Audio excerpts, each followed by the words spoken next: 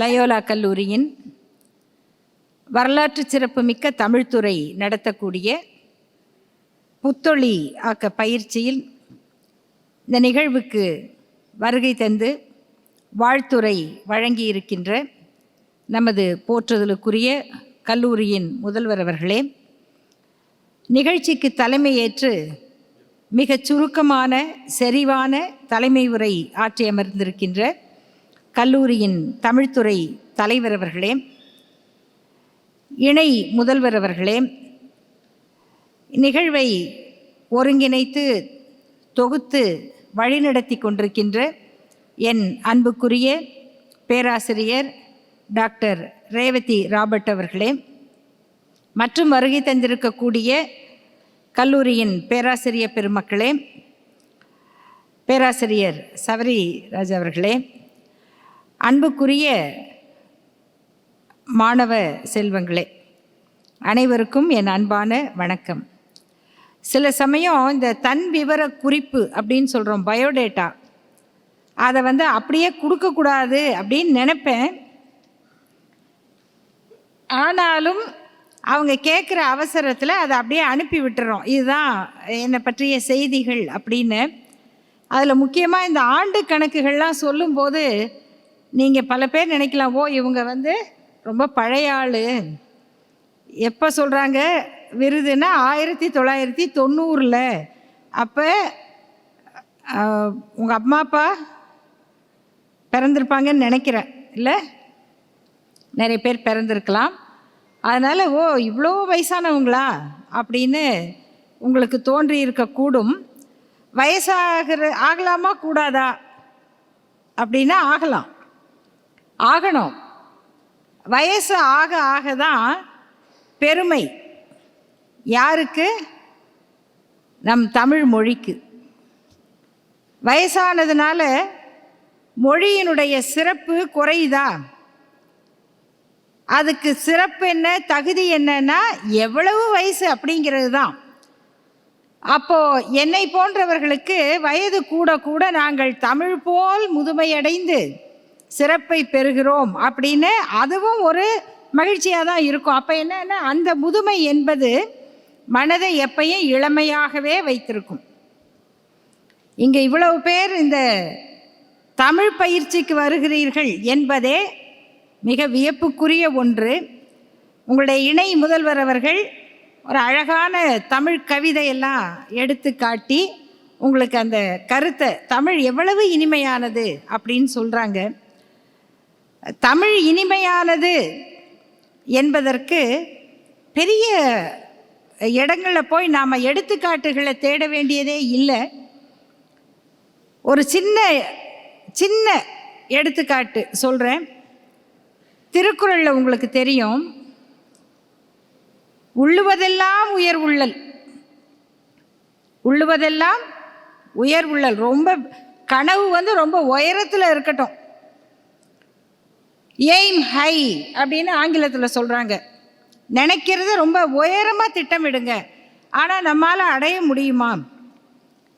அடைஞ்சிட்டா பரவாயில்ல, ரொம்ப உயர நினச்சி முடியலையே அப்படின்னு நினைக்கும்போது பரவாயில்ல, எனைத்தானும் நல்லவை கேட்க அனைத்தானும் ஆன்ற பெருமை தரும் அப்படின்னா அவரே ஒரு பதில் சொன்னார்.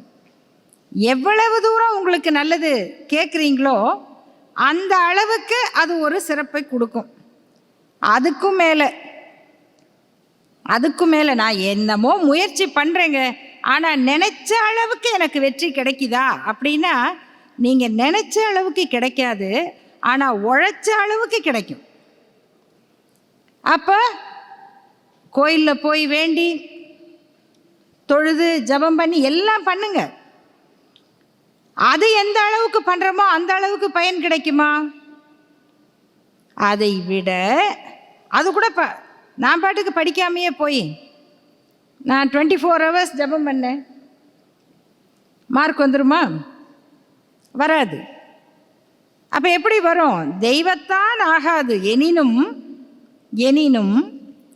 அப்போ முடிஞ்சு போச்சா கதை? இல்லையே. முயற்சி தன் மெய் வருத்த கூலி தரும். நீங்கள் எவ்வளோ நேரம் முழிச்சிருந்து முழிச்சிருந்து படிச்சிங்களோ? முழிச்சிருந்து பல வேலை பார்க்குறோமா?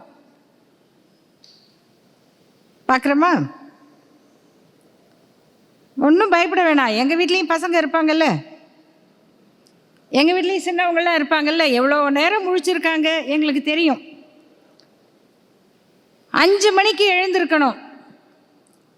நாங்கள் எழுப்புகிறோம், டேய் தம்பி எழுந்திருப்பா. பாப்பா தம்பி தான் இல்லை, தங்கச்சியும் அப்படி தான். ஏம்மா எழுந்துருமா. அம்மா ராத்திரி எத்தனை மணிக்கு படுத்தேன்னு தெரியுமா? நீ எத்தனை மணி வரைக்கும் என்னென்ன ஆராய்ச்சி பண்ணன்னு எனக்கா தெரியும். பரவாயில்ல எந்திரி, எழுந்துரு அப்படின்னா பலவித ராகம் வரும். தூக்கத்தில் இளையராஜா போடாத டியூன் எல்லாம் கேட்கலாம். அத்தனை ராகத்தோடு போத்தி தூங்கிட்டு இருக்கிற அந்த பையனுக்கு பொண்ணுக்கு ஒரு சின்ன துல்லியமான ஓசை ஒன்று கேட்கும் பாருங்க, டிங் அப்படிங்கும். டிங், அவ்வளோதான். அப்படி போர்வைக்குள்ளே இருந்து பாயும் புலி மாதிரி வந்து அந்த ஃபோனை எடுத்து டக்கு டக்கு டக்கு டக்குன்னு ஒரு மெசேஜ் போடுவான் பாருங்க. டேய், இவ்வளோ நேரம் எந்திரிக்க முடியாமல் முனைகிட்டு இருந்தவனாடா நீ, அவ்வளோதானே? அப்போது உனக்கு வேலை வேணும்னா, உனக்கு வேண்டியதாக இருந்தால் உன்னால் எதுவும் செய்ய முடியும் அப்படிங்கிறது உண்மைதானே? அதை உனக்காக கொஞ்சம் பயன்படுத்தி கொண்டால், அதற்காக எவ்வளவு உழைக்கிறாயோ அந்த அளவுக்கு உன் மெய் வருத்த உன் உழைப்பு உனக்கு கூலி தரும் அப்படிங்கிறதுக்கு பெரிய கட்டுரையெல்லாம் வேண்டாம். இந்த 2-3 சொற்கள் போதும். திருக்குறளே முழு குறள் கூட உங்களுக்கு தெரிய வேண்டாம். இந்த 3 சொல் தெரிந்தால் போதும். திருவள்ளுவர் யார்ப்பா? நான் எடுத்துக்கிறேன், அவர் ஒரு ஆண். நீங்கள் நினைப்பீங்க ஆண்கள் அதிகமாக பேசுவாங்களா பெண்கள் அதிகமாக பேசுவாங்களா? பெண்கள் தானே. யார் நீட்டி நீட்டி பேசுவாங்க, ஆண்களா பெண்களா? சரி, இப்போ ஒரு ஆமாம் ஆமாம் ஆமாம் அப்படியே வச்சலாம்.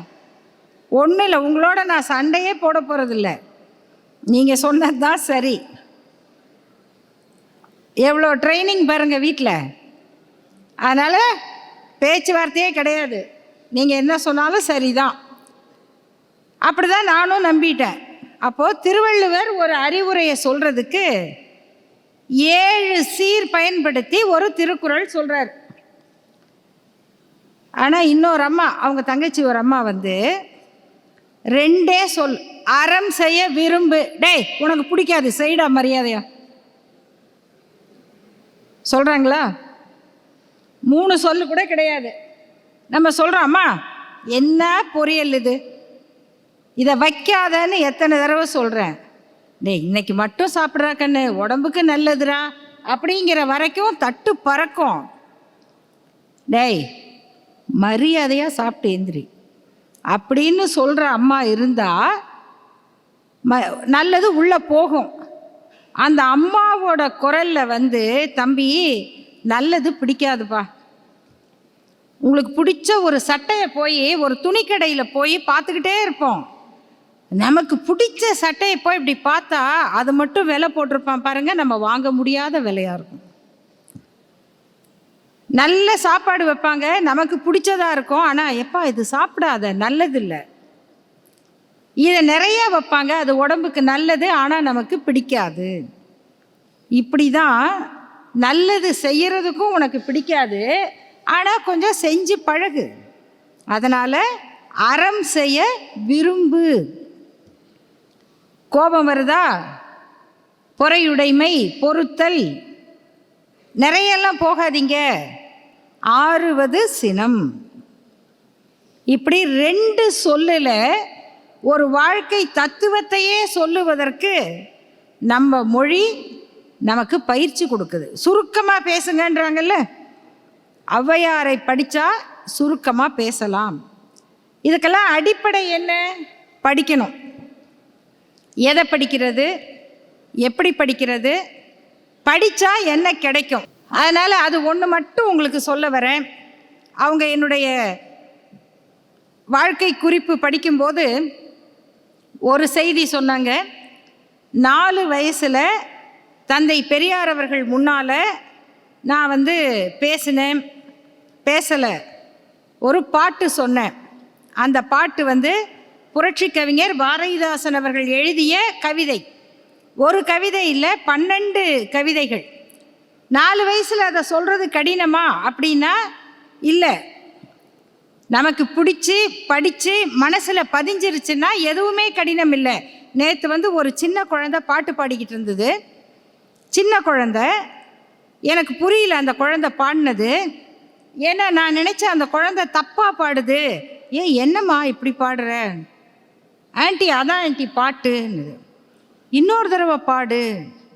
அந்த பொண்ணு பாடினது எனக்கு புரியல. ஆனால் எனக்கு புரிஞ்ச என்னன்னா, நீ என்ன வாட்டமாக இருக்கிற, வாட்டர் பாட்டில் மூஞ்சி அப்படின்னு. வாட்டர் பாட்டில் மூஞ்சியா? இப்படி ஒரு பாட்டா? நான் கேட்டதில்லை. ஆனால் அந்த குழந்தை அந்த முழு பாட்டையும் பாடுது.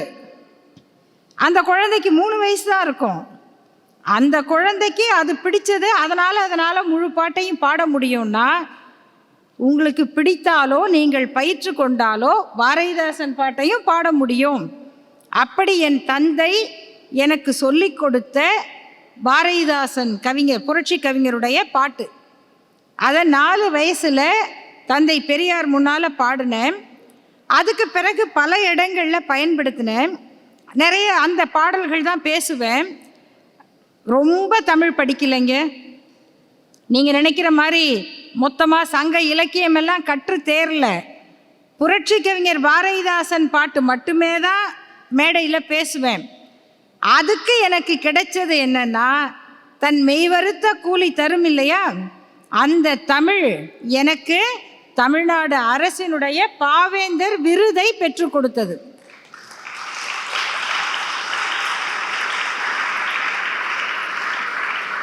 பெற்று கொடுத்தது மட்டுமல்ல, நானும் உங்களில் பலரை போல அல்லது உங்களில் சிலரை போல ஒரு மிக நடுத்தர குடும்பத்தில் இருந்து ரயில் பயணத்தில் ரிசர்வேஷன் இருக்குன்னு கூட தெரியாது, அன்ரிசர்வ்டு டிக்கெட்டில் தான் பயணம் பண்ணுவோம். அதுக்கு பிறகு தான் பெண்களுக்குன்னு ஒரு பெட்டி இருக்குன்னே தெரியும். அப்படி தான் நான் சென்னைக்கு படிக்க வந்தேன். சேலத்தில் இளங்கலை படிச்சுட்டு சென்னைக்கு சட்டக்கல்லூரியில் படிக்கிறேன். நடுவில் கொஞ்ச நாள் மாநில கல்லூரியில் படித்தேன். எனக்கு தெரிந்த ஒரே பயணம் பேருந்து பயணமும் ரயில் பயணமும் தான். காரில் போகிறதே ரொம்ப பெருசு.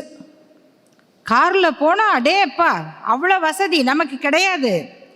அப்படி பேருந்திலும் ரயிலிலும் மட்டுமே பயணம் செய்து கொண்டிருந்த எனக்கு முதல் விமான பயணம் செய்து மலேசியாவுக்கு போகிற வாய்ப்பை மலேசிய அரசாங்கம் கொடுத்தது. அதற்கு காரணம் அவர்கள் கொண்டாடிய பாரதிதாசன் 100ஆண்டு விழா. இதெல்லாம் அப்போ நடக்கும்னு எனக்கு தெரியாது. அப்போது தமிழ் என்னை எங்கே கொண்டு போச்சு? விமானத்தில் கொண்டு போகுது. நான் நினைக்காத, திட்டமிடாத, வெறும் விருப்பத்தின் பார்ப்பட்டு மேற்கொண்ட அந்த தமிழ் என்னை விமானத்தில் கொண்டு சென்று இன்னொரு நாட்டில் இறக்கியது. அதுக்கு அடிப்படையாக நீங்கள் எல்லாரும் கேட்குறீங்க. சிலருக்கு கஷ்டமாக இருக்கும், கடினமாக இருக்கும். ஆனாலும் படிங்க, கொஞ்சம் படிங்க. என்ன படிக்கணும் அப்படின்னா, பாரதிதாசன் சொன்னபடி நூலைப்படி, சங்கத்தமிழ் நூலைப்படி, முறைப்படி நூலைப்படி. பின்னாடி இருந்து படிக்காத, நடுவில் கொஞ்சம் பக்கத்தை காணோன்னு படிக்காத, முறைப்படி நூலைப்படி. எப்போ படிக்கிறது? காலையில் படி, கடும்பகல் படி. ஐயோ வேணாம்மா முடியாது. சரி, மாலை இரவு எப்பயாவது படி. காலையில் படி, கடும்பகல் படி, மாலை இரவு பொருள்படும்படி நூலைப்படி. முடியாதுன்னு சொல்கிறீங்களா? வள்ளுவர் சொன்னபடி கற்கத்தான் வேண்டும், அப்படி கல்லாதவர் வாழ்வது எப்படி? அறம்படி பொருளைப்படி அப்படியே இன்பம் படி, இறந்த தமிழ் நான்மறை பிறந்ததென்று சொல்லும்படி. அதுக்கப்புறம் முக்கியமான ஒன்று சொன்னார், சாதி என்னும் தாழ்ந்தபடி நமக்கெல்லாம் தள்ளுபடி. சாதி என்னும் தாழ்ந்தபடி நமக்கெல்லாம் தள்ளுபடி. சேதி அப்படி தெரிந்து படி, நாட்டில் என்ன நடக்குதுன்னு புரிஞ்சு படி. சேதி அப்படி தெரிந்து படி, தீமை வந்திடுமே மறுபடி நூலைப்படி. இவ்வளோ படிக்க சொன்னால் எவ்வளோ கஷ்டமாக இருக்குன்னு கேட்டால், தொடங்கையில் வருந்தும்படி, தொடங்கையில் வருந்தும்படி இருப்பினும் ஊன்றிப்படி, அடங்கா இன்பம் மறுபடி ஆகும் என்ற ஆன்றோர் சொற்படி நூலை படி என்று பாரதிதாசன் சொன்னபடி நான் படித்த தமிழ் என்னை உயர்த்தியது. நீங்கள் படிக்கிற தமிழ் உங்களை என்னை விட உயரத்தில் கொண்டு செல்லும். உங்கள் வாழ்க்கை சிறப்பாக கற்கும் தமிழை கசடர கற்று அதன்படி நிற்க உங்களை நீங்கள் பயிற்றுவித்துக் கொள்ளுங்கள். இதன் மூலம் கிடைக்கும் அந்த ஒளி உங்களை புத்துயிர் பெறச் செய்யட்டும். வாழ்த்துக்கள். நன்றி. வணக்கம்.